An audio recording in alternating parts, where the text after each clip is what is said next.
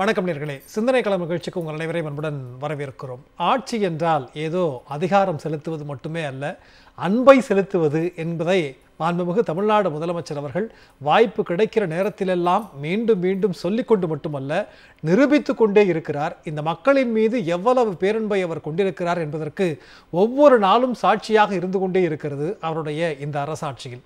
அந்த வகையிலே இன்றைக்கு அன்புக்கரங்கள் என்கிற ஒரு திட்டத்தை மாண்புமிகு தமிழ்நாடு முதலமைச்சர் அவர்கள் துவக்கி வைத்திருக்கிறார்கள்.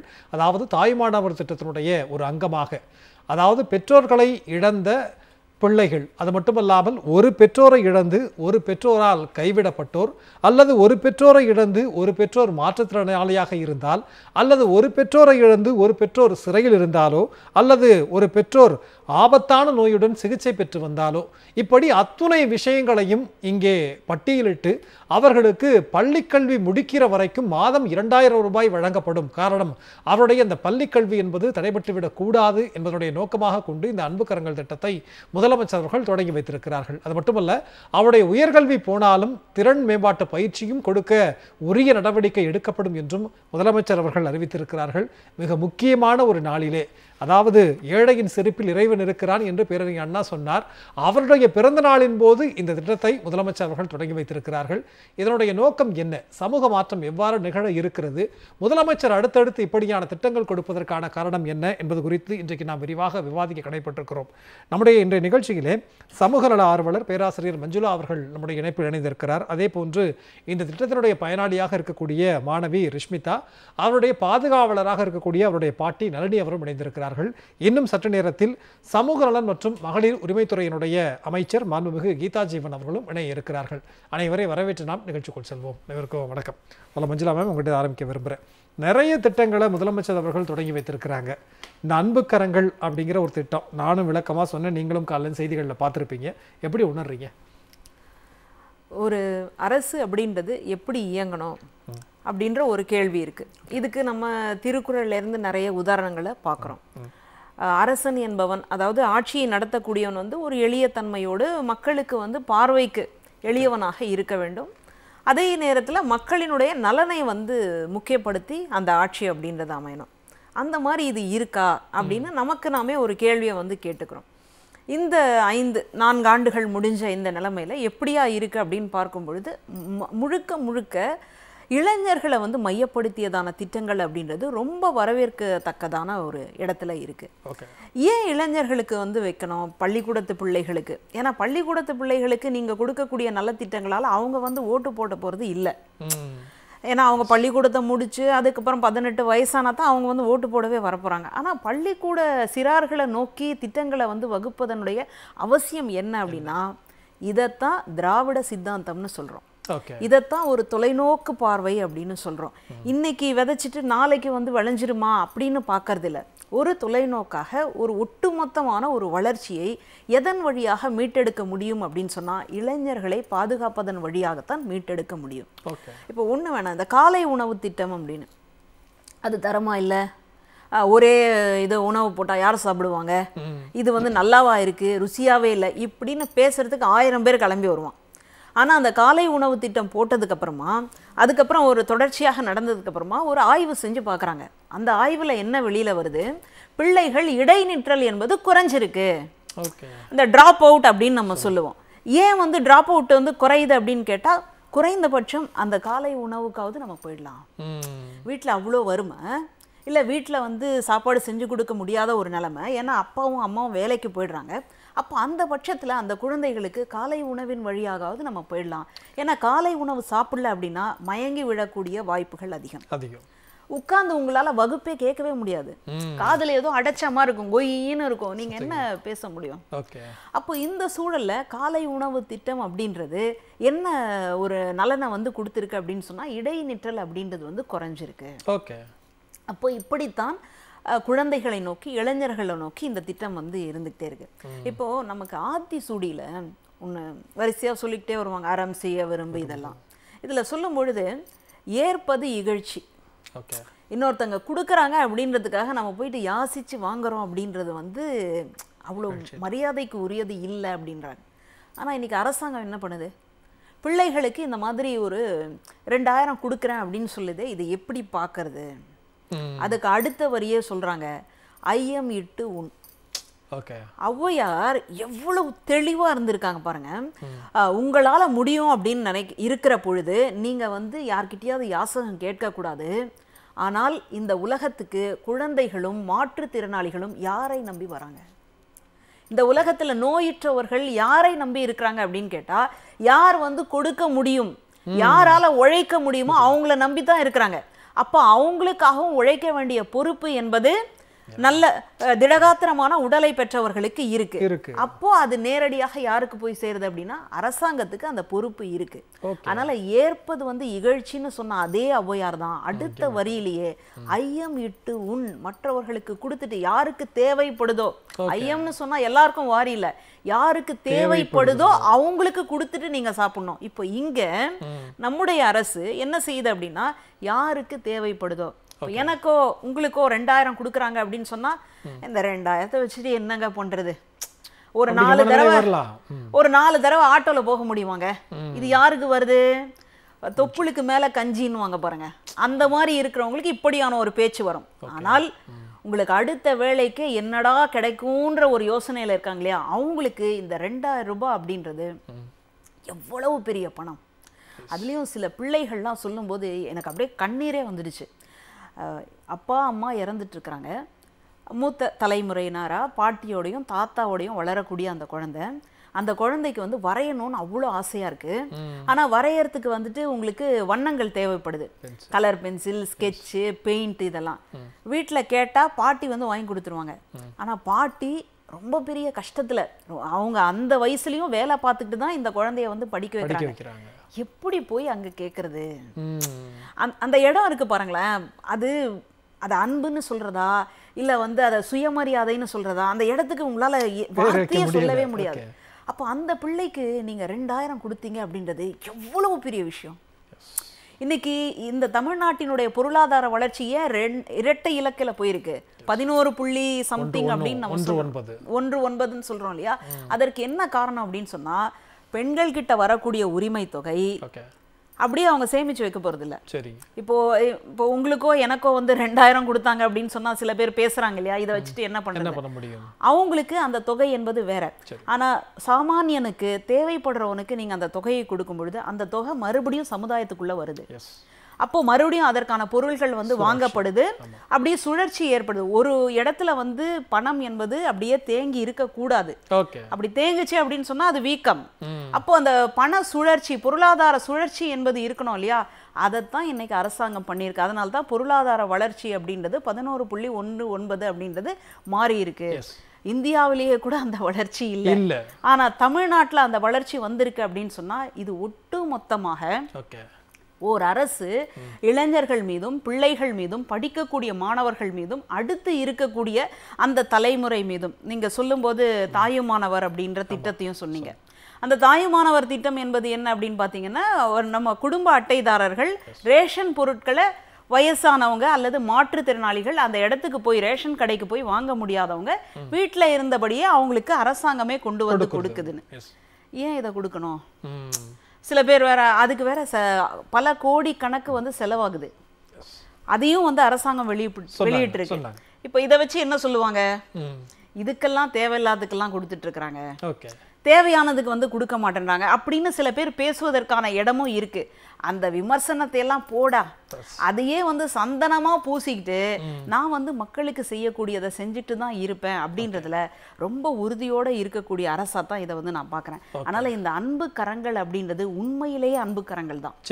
ஏன்னா அந்த தொகையை வந்து நீங்க நினைச்சு பார்த்து நீங்க இது என்ன கம்மியா இருக்கு அப்படின்னு பேசுறதை விட அது யாருக்கு போய் சேருது, அவர்களினுடைய தேவை என்ன, அவங்க எந்த நோக்கத்துல அதை வாங்குறாங்க அப்படின்றதான் முக்கியமான விஷயம். நாங்க எங்க கல்லூரியில, சமூக பணி கல்லூரியில சொல்லுவோம், ஒருத்தருக்கு வந்து மீனை கொடுக்கறத விட அந்த மீன் பிடிப்பதற்கான வித்தையை வந்து சொல்லி கொடுக்கணும் அப்படின்னு சொல்லுவோம்.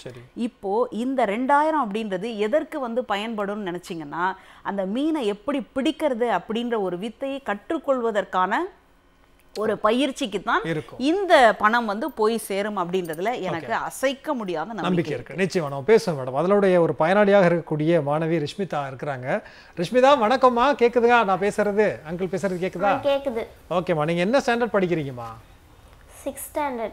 ஓகே, 6ஆம் வகுப்பு படிக்கிறீங்க. இன்னைக்கு காலையில அந்த அன்பு கரங்கள் திட்டத்துல தொடங்கி வச்சாங்க இல்லையா முதலமைச்சர், அந்த நிகழ்ச்சியில நீங்க கலந்துக்கிட்டீங்களா? ஓகேம்மா, அந்த அன்பு கரங்கள் திட்டம்னா என்ன நீங்க சொல்ல முடியுமா? அப்பா அம்மா இல்லாம இருக்கீங்களாமா? ஆமா.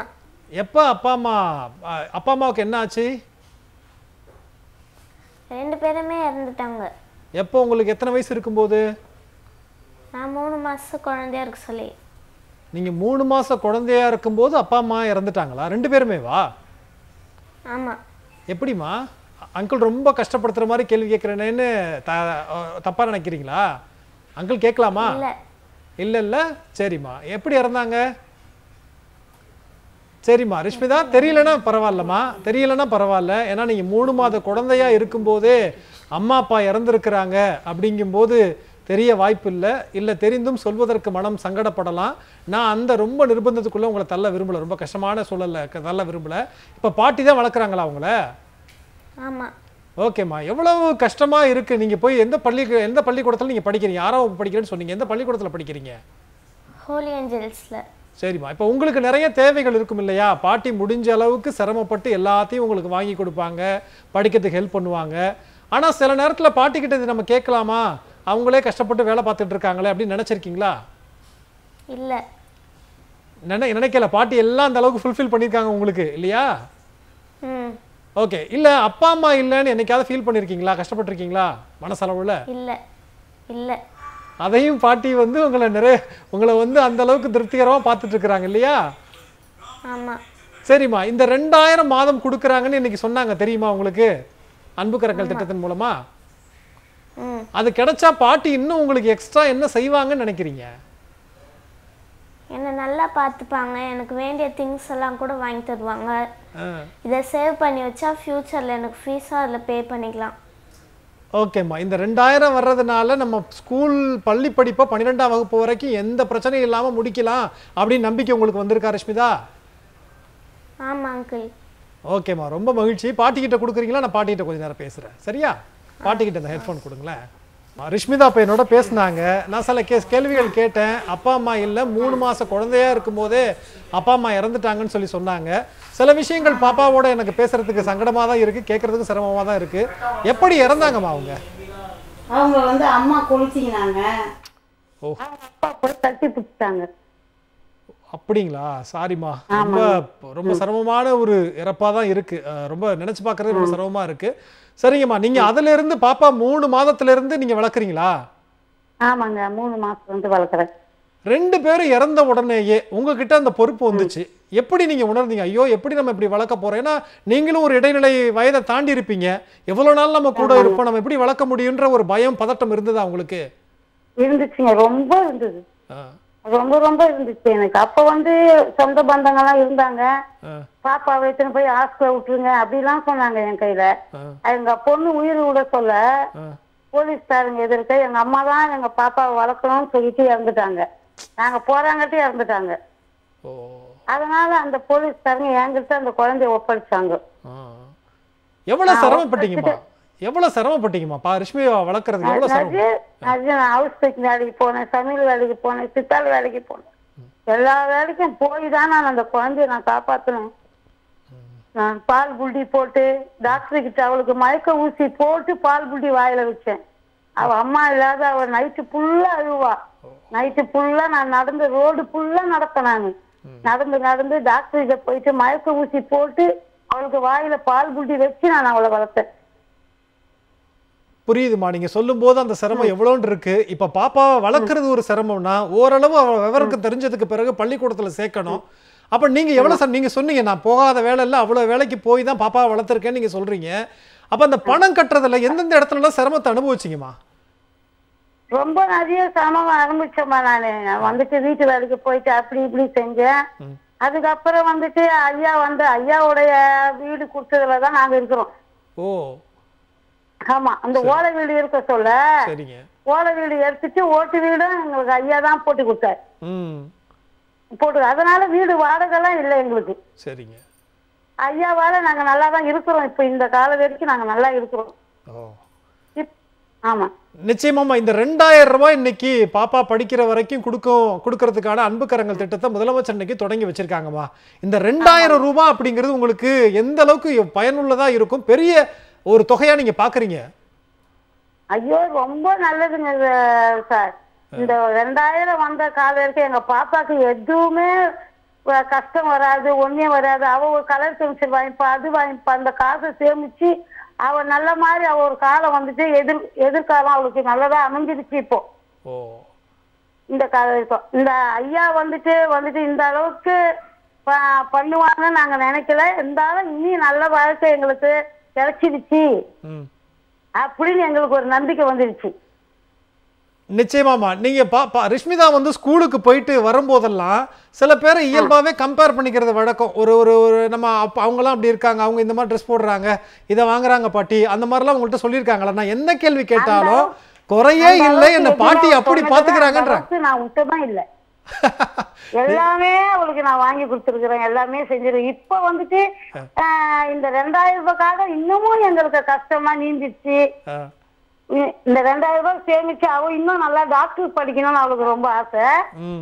இந்த காசை சேமிச்சு வச்சுட்டு டாக்டராவும் ஆயிடுவான்னு என்று எங்களுக்கு ஒரு நம்பிக்கை வந்துடுச்சு. இன்னில இருந்து எனக்கு அந்த நம்பிக்கை வந்துடுச்சு. நிச்சயமாமா. அதாவது ஒரு பாட்டி அப்படி நினைப்பதற்கான வாய்ப்பே இல்லை. ஆனா மனிதனோட மனசு வந்து எப்ப வேணாலும் மாறும்.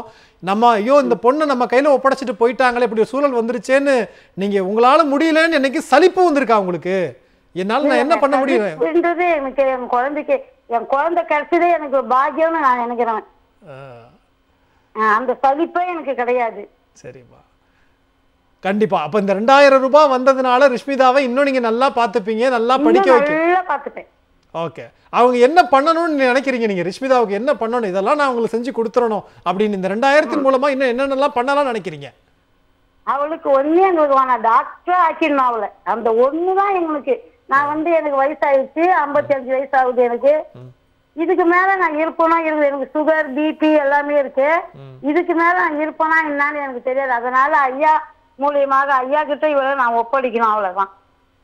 ரொம்ப நல்லா சொன்னீங்கம்மா. ஐயா கிட்ட ஒப்படைக்கிறேன்னு முதலமைச்சரை குறிப்பிட்டு நீங்க சொல்றீங்க. அவரும் இன்னைக்கு பேசும்போது அந்த வார்த்தையை தான் சொன்னாரு, நான் இருக்கேன், நான் பத்திரமா பாத்துக்கிறேன் அப்படின்னு முதலமைச்சர் அந்த வாக்குறுதியை கொடுத்துட்டு தான் பேச தொடங்கினாங்க. அது ரெண்டையும் நான் கனெக்ட் பண்ணி பாக்குறேன். எப்படி மக்கள் வந்து முதலமைச்சர் மேல நம்பிக்கையை வச்சிருக்கிறாங்க, முதலமைச்சர் எப்படி மக்களை பாக்குறாங்க அப்படிங்கிற அந்த விஷயங்கள் இருக்கு பாத்தீங்களா, அவ்வளவு ரொம்ப மெய்சிலுக்கிற மாதிரி இருக்கிறது. நான் பேசலேன். தற்போது நம்முடைய அமர்விலே சமூக நலன் மற்றும் மகளிர் உரிமைத்துறை அமைச்சர் மாண்புமிகு கீதா ஜீவன் அவர்கள் நம்மோடு இணைந்திருக்கிறார்கள். மேடம் வணக்கம்.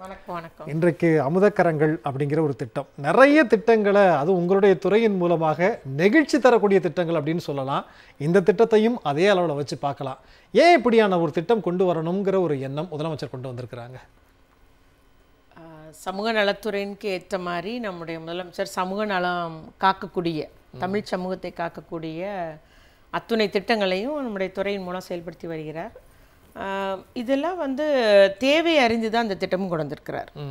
இந்த மாதிரி தாய் தகப்பனை இழந்த பிள்ளைங்கள் வந்து பாதுகாவலருக்கு வளர்த்து வர்றாங்க. சில இடத்துல பாட்டிமா, சில இடத்துல சித்தி, சில இடத்துல அத்தை, அந்த மாதிரி பாதுகாவலர் வளர்த்து வர்றாங்க. பாதுகாவலர் வளர்க்க முடியாதவங்க அரசு இல்லங்களிலும் தொண்டு நிறுவனம் நடத்துகிற இல்லங்களிலும் கொண்டு சேர்த்து அந்த பிள்ளைங்க அவங்க வாழ்வாதாரம் மட்டும் இல்லை, அவங்களுடைய கல்வி எல்லாமே நம்ம கொடுத்து வளர்த்துட்டு தான் வரோம்.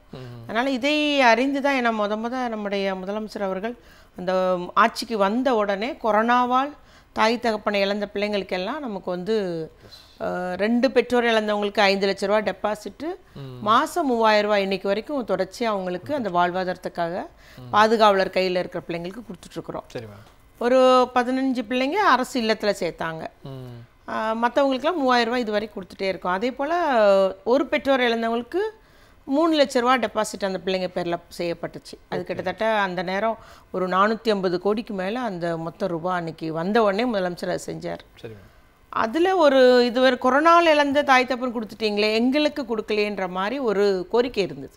அதனால் முதலமைச்சரோட இருந்த கோரிக்கையை வச்சு தான் இந்த திட்டத்தை நம்முடைய முதலமைச்சர் கொண்டு வந்திருக்கிறாரு. அவர் விருதுநகரில் ஒரு இல்லத்துக்கு போயிருந்தாங்க, சிறுவர் இல்லங்கள். இந்த மாதிரி பராமரிப்பில், அரசு பராமரிப்பில் இருக்கிற இல்லத்தை போன போது அப்போ தான் அந்த பிள்ளை நம்முடைய முதலமைச்சர் அப்பான்னு கூப்பிட்டுச்சு. அந்த பொண்ணு அந்த ஒரு உணர்ச்சி பூர்வமாக பேசிச்சு அந்த பொண்ணு. அப்போது அவங்க இந்த மாதிரி தேவையுள்ள பிள்ளைங்க இருக்காங்களே அப்படின்னு சொல்லி பார்க்கும்போது அப்போ நிறைய பேர் சொல்கிறாங்க, எங்கள்கிட்ட பிள்ளைய வளர்க்க நான் சிரமப்படுறேன், இந்த மாதிரி தாய் தப்பம் இல்லாமல் வச்சு வளர்த்துருக்கேன்னது அவங்களுக்கு உதவி பண்ணணுன்றதுக்கு நோக்கத்துக்காக தான். இப்போ வந்து வசதி வாய்ப்பு உள்ள பிள்ளைங்களுக்கு நம்ம கொடுக்கல, யாருக்கு தேவை இருக்கிறதோ, யாருக்கு அந்த ஏழ்மைத்தன்மையில் இருக்கிறாங்க, இந்த 2000 ரூபாய் உதவியாக இருக்கும் அந்த பிள்ளை கல்விக்கு, அவளுடைய வாழ்வாதாரம், ஒரு அவசர செலவுக்கு.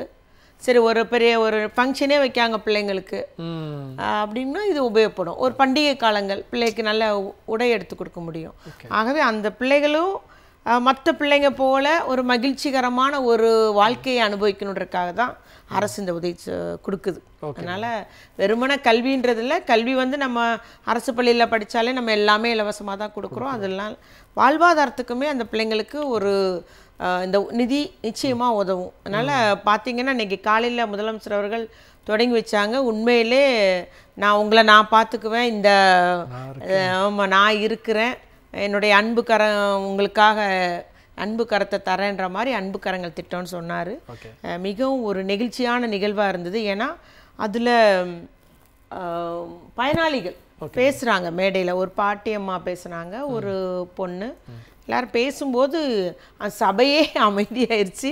நிறைய பிள்ளைங்கள்லாம் வந்து கண்கலங்கினாங்க.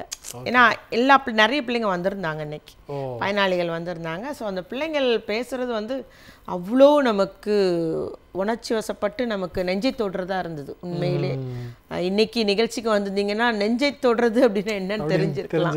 அப்படி அந்த அளவுக்கு இருந்தது, நல்ல ஒரு நெகிழ்ச்சியாக இருந்தது. அதனால இது வந்து திட்டங்கள் அதான் தலைவர் பேசும்போது சொன்னார், நான் வாக்கு வங்கிக்காக சொல்லல, இது வந்து நம்ம இன்றைய சமுதாயம், இந்த பிள்ளைங்க தான் நாளைய தலைவர்கள் இல்லையா? இன்றைய மாணவ மாணவிகள் குழந்தைகள் தான் எதிர்கால தமிழ் சமுதாயம். அவர்களுக்கு நம்ம உதவி செய்யணும், அவர்களையும் அறிவாற்றல் உள்ளவர்களாக படிக்கணும், அவர்களையும் நல்ல ஒரு ஆரோக்கியமான பிள்ளைங்களாக படிக்கணும், உருவாக்கணுன்றக்காக இந்த திட்டம். ஓகே மேடம், நிச்சயமா. இப்போ ரிஷ்மிதா பேசும்போதுமே, நிகழ்ச்சிக்கு காலையில் நாங்கள் வரல, ஆனால் ரிஷ்மிதா பேசும்போதுமே அவங்க அழுதுட்டாங்க. நான் ஆனரில் இருக்கேன்னு ரொம்ப ரொம்ப கண்ட்ரோல் பண்ணேன். இப்போ நீங்கள் பேசும்போது உங்களுடைய கண்ணும் வந்து கலங்குது அப்படிங்கிறத நான் வந்து பார்க்குறேன். ஏன்னா அவ்வளோ உணர்வுபூர்வமான ஒரு திட்டமாக தான் இருக்குது. இதில் என்ன விஷயம் மேம் இருக்குது? அதாவது 2 பெற்றோர்களை இழந்த மாணவர்களுக்கு மட்டுமா, இல்லை ஒரு பிள்ளைகள் இருக்கா? அது எப்படி, என்னென்ன மாதிரியான கிரைட்டீரியா வகுத்து இருக்கீங்க?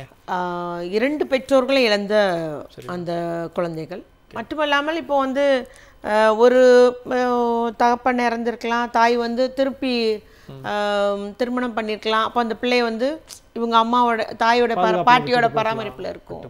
சில நேரம் தகப்பன் வந்து மறு திருமணம் பண்ணும்போது அந்த பிள்ளைங்கள் ஒரு ஆதரவற்ற நிலையில் இருக்கும்.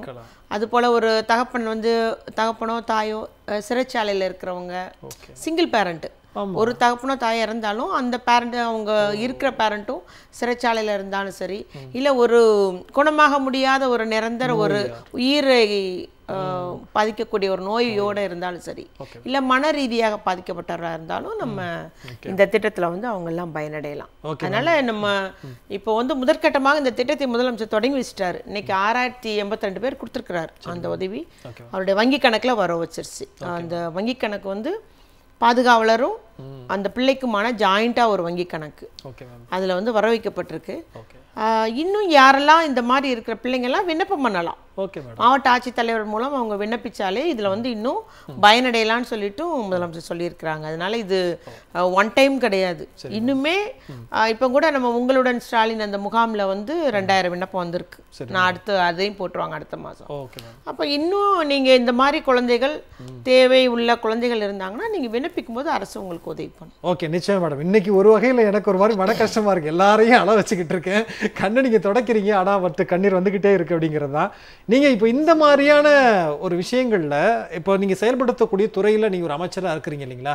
எந்த அளவுக்கு உங்களுக்கு மன மகிழ்ச்சியாக இருக்குது? திமுகங்கிற ஒரு இயக்கம் இப்படியான திட்டங்களை கொண்டு வருது, அதை செயல்படுத்தக்கூடிய துறைக்கு நான் வந்து பொறுப்பாக இருக்கிறேங்கும் போது உங்களுக்கு பர்சனலாக எப்படி உணர்றீங்க? கண்டிப்பாக அது பெரிய ஒரு மகிழ்ச்சி தான். நம்முடைய முதலமைச்சர் அவர்கள் நம்பிக்கையோடு அந்த சமூக நலத்துறை மூலம் இத்தனை திட்டங்களை செயல்படுத்துகிறார். ஏன்னா புதுமைப்பெண் திட்டமாக இருக்கட்டும், தமிழ் புதல்வன் திட்டமாக இருக்கட்டும், காலை உணவு திட்டம், தோழி விடுதிகள், அதுபோல் எல்லாமே முதலமைச்சருடைய அன்புக்கரங்கள், முத்தாய்ப்பான திட்டங்கள் எல்லாம் நம்முடைய துறையில் செயல்படுத்தும் போது ஒன்று மகிழ்ச்சியாக இருக்குது. முதலமைச்சர் நம்முடைய துறையின் மூலம் உண்மையிலே சமூக நலம் காக்கக்கூடிய ஒரு துறையாக இத்தனை திட்டங்களை நிறைவேற்றி வருகிறார்னு இன்னொரு பக்கம் பொறுப்பு அதிகம்.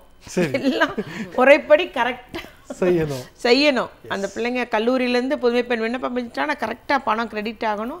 அதுவுமே எங்களுடைய முதலமைச்சருடைய நேரடி கண்காணிப்பில் இருக்குது. காலை உணவு திட்டமாக இருக்கட்டும், புதுமை பெண் எல்லாமே இருக்கிறதுனால மிகவும் கவனமாக எங்களுடைய துறை அலுவலர்களும் இந்த திட்டத்தை செயல்படுத்தி வருகிறார். நிச்சயம் நம்ம பேசுவோம். ரிஷ்மிதா, நீங்கள் விடைபெற வேண்டிய சூழலில் இருக்கீங்கம்மா. கேட்குதா? அங்கிள் பேசுகிற கேட்குதா ரிஷ்மிதா? ஓகே, அவங்க பாட்டிக்கு கேட்குறது நல்ல நீங்கள் இல்லை நான் உங்கள்கிட்ட பேசுகிறேன். இப்போ ரிஷ்மிதாவை வளர்க்கும் போது சொன்னீங்க எந்த விதமான சிரமமும் இல்லாமல் குறையும் இல்லாமல் நான் வளர்த்தேன் அப்படின்னு சொல்லி, ரொம்ப மகிழ்ச்சிமா. ஆனால் நீங்கள் பார்த்துக்கிறதுல சிரமம் இருக்கும் இல்லையா? அப்போ நீங்கள் ஒரு வேலைக்கு போறீங்கன்னா பாப்பாவை எங்கே விட்டுட்டு போகிறது? இப்போ அந்த மாதிரியான சங்கடங்கள்லாம் அனுபவிச்சிங்களா?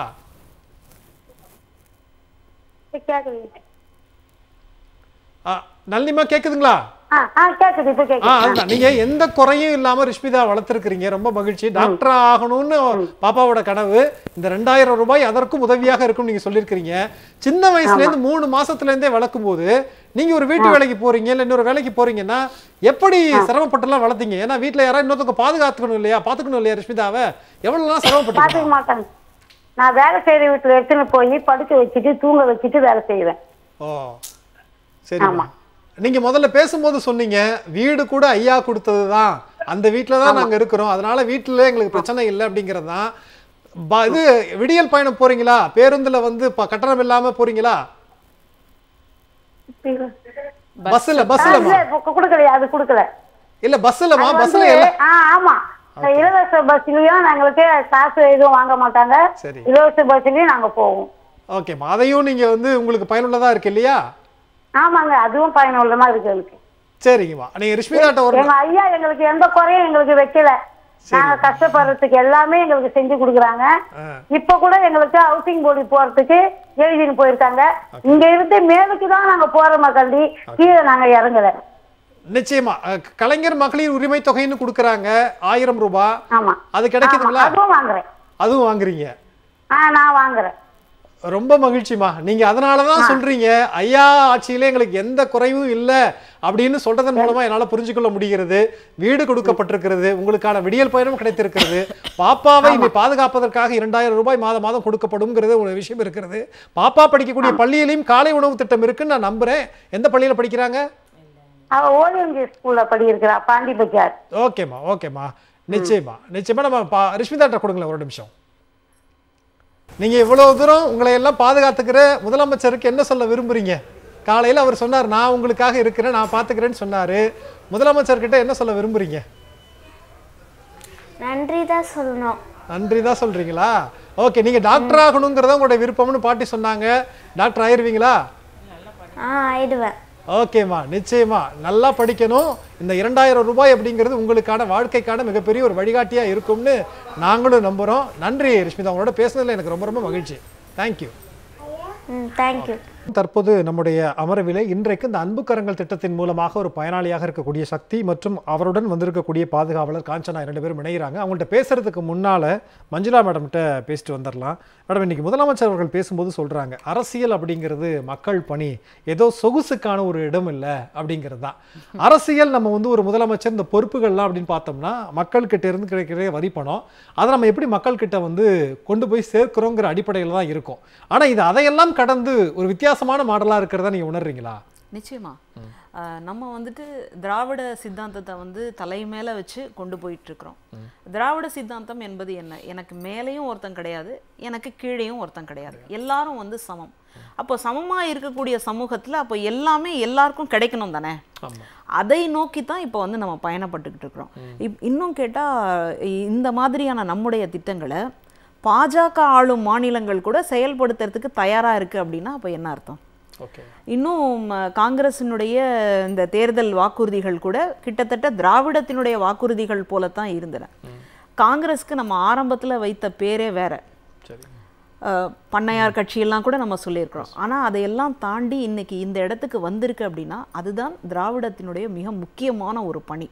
இதை வந்து இன்னைக்கு நேத்துல ரொம்ப வருஷமாக இன்னைக்கு நூற்றாண்டெல்லாம் நம்ம கொண்டாடிக்கிட்டு இருக்கிறோம். அப்போ ரொம்ப வருஷமாக இந்த மண்ணில் தமிழ்நாட்டு மக்களுக்கான ஏற்ற அவங்களுடைய மானத்தை, அவங்களுடைய மொழியை, அவங்களுடைய மண்ணை காப்பாற்றக்கூடிய ஒரு தத்துவம் என்ன அப்படின்ற வகையில் வந்து செயல்படுவதனால தான் எவ்வளவு வரிப்பணங்கள் வந்தாலும் கூட அதை தாண்டி செலவுகள் வந்தாலும் கூட கடன் வாங்கியாவது இந்த பிள்ளைகளை இந்த மக்களை வந்து நம்ம பாதுகாத்து கொண்டு வந்துடணும். ஒரு அப்பா எப்படி நினைப்பாரு? அந்த நிலையில இருக்கிறதுனால தான் சாதாரண பிள்ளைகள் எல்லாம் முதல்வரை பார்த்து எங்க அப்பா அப்படின்னு சொல்றாங்க இல்லையா? அப்போ இந்த இடத்துக்கு வரணும் அப்படின்னு சொன்னா எவ்வளோ பெரிய முயற்சி இருக்கு இல்லையா? அவங்க அப்பா கிட்ட இருந்து கத்துக்கிட்டாரு, அவங்க அப்பா அவங்க தலைவன் கிட்ட இருந்து கத்துக்கிட்டாரு, அவங்க தலைவன் கிட்ட இருந்து கத்துக்கிட்டாரு அப்படின்னு சொல்லி தந்தை பெரியார், பேரறிஞர் அண்ணா, இன்னைக்கு அண்ணாவினுடைய பிறந்த நாள், பேரறிஞர் அண்ணால இருந்து டாக்டர் கலைஞர்ல இருந்து இன்னைக்கு இருக்கக்கூடிய முதல்வர்ல இருந்து இப்போ துணை முதல்வர் அப்படின்னு சொல்லி அந்த பாரம்பரியத்தோட வந்துகிட்டு இருக்கிறோம். நிறைய பேர் என்ன சொல்றாங்கன்னா வாரிசு அரசியல், இன்னும் பல கட்சிகள்ல வாரிசு அரசியல்னு இருக்கு. ஆனா அந்த வாரிசு அரசியலால அந்த கட்சி என்ன பாடுபடுது அப்படின்றத நம்ம பார்த்துட்டு இருக்கிறோம். ஆனா இங்க அப்பாவை கூட அப்பான்னு சொல்லாம தலைவர்னு சொல்லக்கூடிய ஒரு பண்பாட்டு முறையை தானே நம்ம பார்க்குறோம். அப்போ பொது வழிகளில் நம்முடைய அப்பாவா இருந்தாலும் கூட இந்த மக்களுக்கெல்லாம் தலைவனாக, அந்த கழகத்தினுடைய தலைவனாக இருக்கும் பொழுது அவரை எப்படி அழைக்க வேண்டும்னு ஒரு மரபு இருக்கு இல்லையா? அந்த மரபை வலிமையாக கட்டமைச்சிருக்கிறாங்க அப்படின்னு தான் நான் வந்து புரிஞ்சுக்கிறேன். அதனால சௌகரியத்துக்காக இல்ல இதுக்காக வந்திருக்கிறேன், என்னை வந்து பிரபலப்படுத்திக்கிறேன், நான் வந்த உடனே முதல்வர் பொறுப்பு தான், இது ஏதோ படம் மாதிரியே நினைச்சுக்கிட்டு இருக்கிறாங்க நிறைய பேர். ஒரே பாட்டுல வந்து குழந்தையா இருக்கும், வளர்ந்துட்டு இருக்கும், இல்ல ஒரே பாட்டுல வந்து ரொம்ப ஏழ்மையா இருப்பான், திடீர்னு பணக்காரன் ஆயிட்டு இருப்பான். அந்த மாதிரி சில பேர்லாம் நினைச்சுக்கிறாங்க இல்லையா? அந்த இடத்துல தான் இன்னைக்கு இருக்கக்கூடிய முதல்வர் ஓட்டுகள் பற்றியோ வேற எதை பத்தியும் கவலைப்படாம தமிழ்நாட்டு மக்களினுடைய நலனை மட்டுமே கருத்தில் கொண்டு இந்த மாதிரியான திட்டங்களை கொண்டு வராருன்னு பார்க்குறோம். ஏன்னா அவர் மருத்துவமனையில சிகிச்சையில இருந்த போது கூட என்னெல்லாம் நம்ம சொல்லணும், என்னெல்லாம் திட்டங்களுக்கு எதுக்கெல்லாம் நம்ம அடிக்கல் நாட்டணும், எது எல்லாம் நம்ம வந்து திறப்பு விழா செய்யணும் அப்படின்றத மருத்துவமனையிலிருந்து செய்த முதல்வர் தான் இன்றைக்கு இருக்கு. எனக்கு அடிப்படையில் புரிதலுக்காக ஒரு கேள்வி கேட்குறேன் மேடம். இப்போ மேம் பேசும்போது கூட சொன்னாங்க, இப்போ ஆதரவற்ற பிள்ளைகளுக்கான இல்லங்கள் நிறைய இருக்கிறது. இப்போ என்னால் வளர்க்க முடியலன்னா நான் அரசுக்கிட்ட போய் ஒப்படைச்சிடலாம். இருந்தாலும் கூட வளர்ப்பவர்கள்கிட்டயே நம்ம அவங்க கூட நீங்க இருங்க, 2000 ரூபாய் கொடுக்குறேன் அப்படிங்கிறது எந்த விதமான ஒரு மாற்றத்தை ஏற்படுத்தும் நீங்க நினைக்கிறீங்க? எந்த விதமான ஒரு முக்கியமான புள்ளியா நீங்க பாக்குறீங்க அதை? சரி, நமக்கு பிள்ளைகள் பிறக்கும் பொழுது நமக்கு ஒரு சுமை இருக்கும், ஒரு கடமை இருக்கும். அவங்களுக்கு வந்து கல்யாணம் பண்ணி வச்ச உடனே நம்முடைய சுமையெல்லாம் குறைஞ்சிருச்சு, நம்முடைய கடமையே முடிஞ்சிருச்சு அப்படின்னு அக்காடான்னு இருப்போம். அந்த நேரத்துல பேர பிள்ளைங்க வந்து நமக்கு வந்து நம்மளை வளர்க்கணும் அப்படின்ற ஒரு இடத்துல இருக்கும் பொழுது அவங்களுடைய நிலைமையை யோசிச்சு பாருங்களேன். போதும்டா, எனக்கு வாழ்க்கையே முடிஞ்சு போச்சு, அவன் எப்போ கூப்பிடுறானோ நான் போயிடுவேன் அப்படின்னு சொல்ல வேண்டிய ஒரு காலகட்டங்களில் மறுபடியும் முதல்ல இருந்தா அப்படின்னு சொல்லக்கூடிய அந்த இடத்துல என்னைக்காவது ஒரு நாள் சலிப்பு ஏற்படும்ல. மனுஷன் தானே, மனித மனம் தானே, ஒரு நாள் சலிப்பு ஏற்பட்டு சனியனே அதோடய நீ போயிருக்க கூடாதா அப்படின்ற ஒரு வார்த்தை வந்துடுச்சுன்னா எப்படி இருக்கும்? அந்த குழந்தைங்களால வந்து அதை தாங்கிக்க முடியுமா? ஒரு குழந்தையா வந்து யோசிச்சு பார்க்கும் பொழுது இன்னைக்கு பிள்ளைகளினுடைய பிரச்சனை என்ன அப்படின்னு பார்த்தா, அவங்க குழந்தையா இருக்கும் பொழுது எதிர்கொண்ட பிரச்சனைகள் தான். அதாவது சைல்டுஹுட் ட்ராமா அப்படின்னுவாங்க. சிறு வயதுல அவங்க அனுபவித்த அதிர்ச்சிகள், அந்த பாதிப்பு, அதுல இருந்து அவங்களால மீள முடியாம இருக்கிறாங்க. இப்போ சில இடங்கள்ல அம்மா கூட சொன்னாங்க, அதாவது இந்த காப்பகத்துல இருக்கக்கூடிய பிள்ளைகள் சிரிக்க கூட மாட்டேன்றாங்க. சிரிக்கிறதுக்கு என்ன தடை? நம்ம நிறைய பேர் சொல்லுவோம் மனிதர்கள் தான் சிரிப்பாங்க, மற்ற விலங்குகளுக்கெல்லாம் அது உண்டா அப்படின்னு நம்ம பெருமைப்படுறோம். ஆனால் ஒரு குழந்தையால சிரிக்க முடியல அப்படின்னு சொன்னா என்ன காரணம்? அப்போ குழந்தையில அவங்க அடைந்த அந்த சைல்டுஹுட் ட்ராமா அப்படின்னு சொல்றது தான். அந்த இடத்துக்கு போயிடக்கூடாது அப்படின்றதுக்காகத்தான் வளர்க்கக்கூடிய அந்த பாதுகாவலரோ அல்லது வந்து தாத்தா பாட்டியோ அல்லது அத்தை மாமாவோ யாரா இருந்தாலும் அவங்களுக்கு ஒரு பணம் அப்படின்னு கொடுக்கும் பொழுது இந்த குழந்தைக்காக தான் இதை கொடுத்துருக்கு. நிச்சயம். அப்போ ஒரு சரியான ஒரு சமூக பார்வை இருக்கிறது, குடும்ப சூழ்நிலையில் வளர வேண்டும்ங்கிற ஒரு பின்னணியும் இருக்கு இல்லையா? நம்ம மேடம் அதை பத்தியும் பேசுவோம். நான் உங்கள்கிட்ட பேசிட்டு வந்துடுறேன் மேடம். இப்போ நம்ம இணைப்புல காஞ்சனா இருக்கிறாங்க. காஞ்சனாமா வணக்கம். வணக்கம் சார். உங்களோட சக்தி இருக்கிறாங்க. இன்னைக்கு இந்த காலையில நிகழ்ச்சிக்கு போனீங்களா? அன்பு கரங்கள் அப்படிங்கிற அந்த நிகழ்ச்சிக்கு போனீங்களா? முதலமைச்சர் தொடங்கி வைத்த நிகழ்ச்சிக்கு போனேன் சார். ஓகேங்கம்மா. 2000 ரூபாய் நீ மாதம் மாதம் கொடுக்கப்படும், அவங்க 12ஆம் வகுப்பு முடிக்கிற வரைக்கும் அப்படின்னு சொன்னாங்க. இப்போ சக்தியோட அவங்க அப்பா அம்மா எப்படி என்ன ஆனாங்கம்மா சொல்ல முடியுங்களா எங்களுக்கு? சொல்றேன் சார். சொல்லுங்க. தம்பி ஒரு செவ்வாய்க்கிழமை அன்னைக்கு நைட்டு ஒரு 8:30 மணிக்கு தலை சுத்துற மாதிரி இருக்குதுமா அப்படின்னு சொன்னாங்க. சரிங்க. சரி வாப்பா ஹாஸ்பிட்டலுக்கு போகலான்னு அப்படின்னு கூப்பிட்டேன். இல்லம்மா வேணாம் தைலம் தேய்ச்சின்னு படுத்துக்கிறேன் அப்படின்னு சொல்லிட்டு தைலம் தேய்ச்சி படுத்துட்டான். அதுக்கப்புறம் காலையில எச்சா ஒரு கை கால் வரல, புதன்கிழமை சரி டக்குன்னு ஹாஸ்பிட்டல் போனோம், ஸ்கேனிங் அட்மிட் பண்ணிட்டு பண்ணா அவங்க வந்து இதுக்கு முன்னாடி இப்படி வந்திருக்குதாமா, இல்லைங்க சார் இதான் முதல் தடவை அப்படின்னு அது சோக்கு என்னமோ சொன்னாங்க. சொல்லிட்டு இது மாதிரி மூளை நரம்பு வெடிச்சுமா, நீங்க வந்து பழக்க மாட்டாங்க அப்படின்னு சொல்லிட்டாங்க. சரின்னு சொல்லிட்டு அதுக்கப்புறம் வேலைக்கிழமை காலையில உயிர் போயிடுச்சு. அப்புறம் எடுத்துன்னு வந்துட்டு இது பண்ணிட்டோம். அதுக்கப்புறம் சக்தி மருமகளும் கூட தான் இருந்தாங்க. ஒரு 30 நாள் தான் கூட இருந்தது, ஒரு 30 நாள் தான்.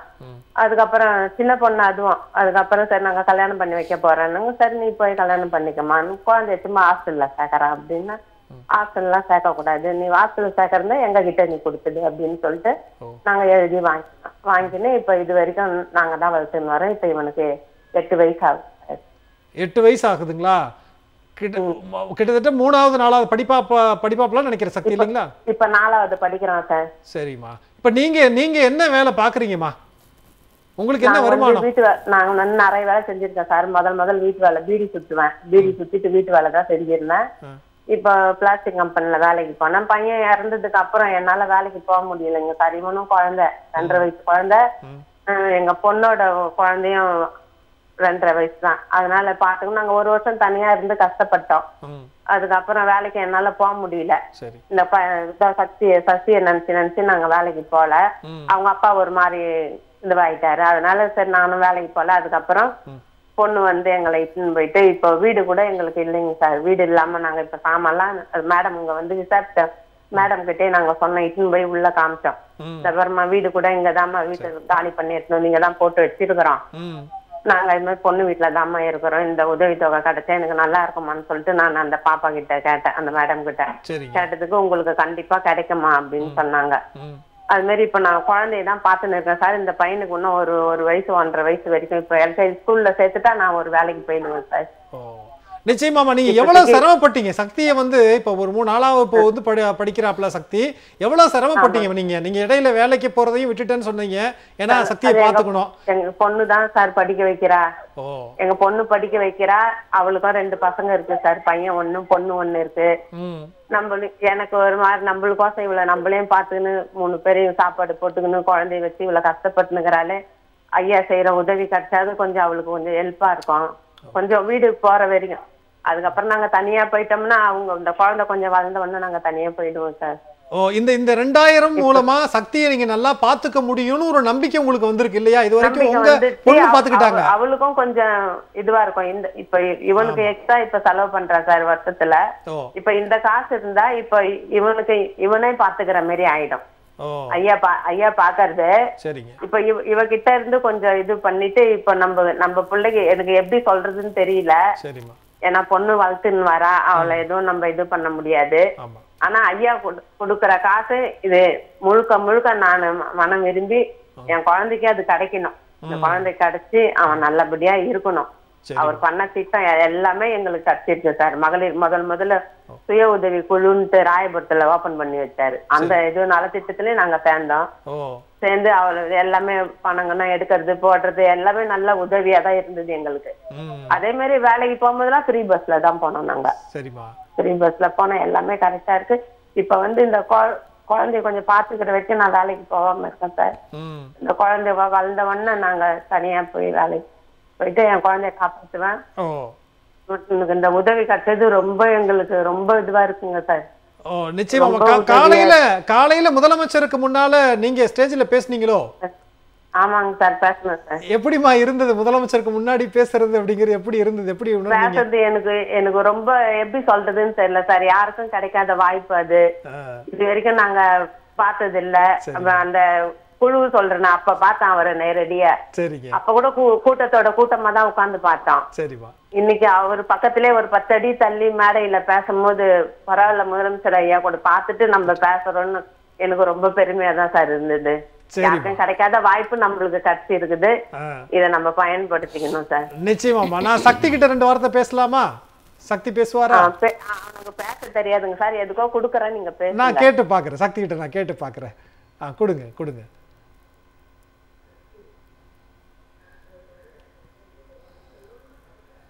சக்தி